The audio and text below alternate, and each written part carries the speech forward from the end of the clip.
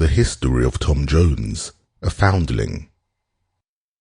Book 9, containing 12 hours, by Henry Fielding, narrated by Sam Kusi.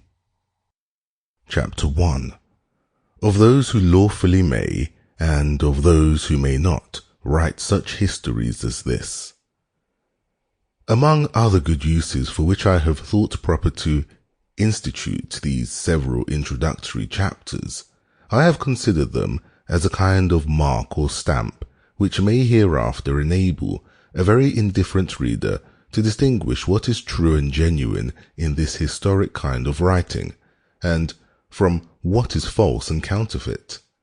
Indeed, it seems likely that some such mark may shortly become necessary, since the favourable reception which 2 or 3 authors have lately procured for their works of this nature from the public will probably serve as an encouragement to many others to undertake the like.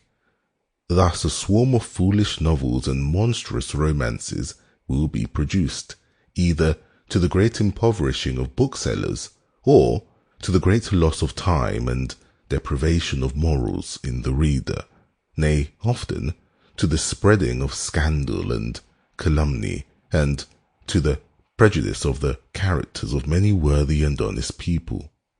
I question not but the ingenious author of The Spectator was induced to prefix Greek and Latin mottos to every paper from the same consideration of guarding against the pursuit of those scribblers, who, having no talents of a writer, but what is taught by the writing master, are yet no wise afraid nor ashamed to assume the same titles with the greatest genius than their good brother in the fable was of braying in the lion's skin. By the device therefore of his motto, it became impracticable for any man to presume to imitate the spectators without understanding at least one sentence in the learned languages.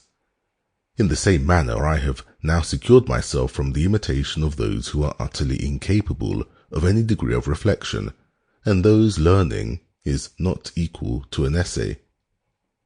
I would not be here understood to insinuate that the greatest merit of such historical productions can ever lie in these introductory chapters, but in fact those parts which contain mere narrative only afford much more encouragement to the pen of an imitator than those which are composed of observation and reflection.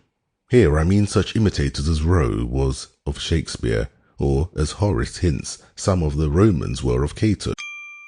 Sample complete. Ready to continue?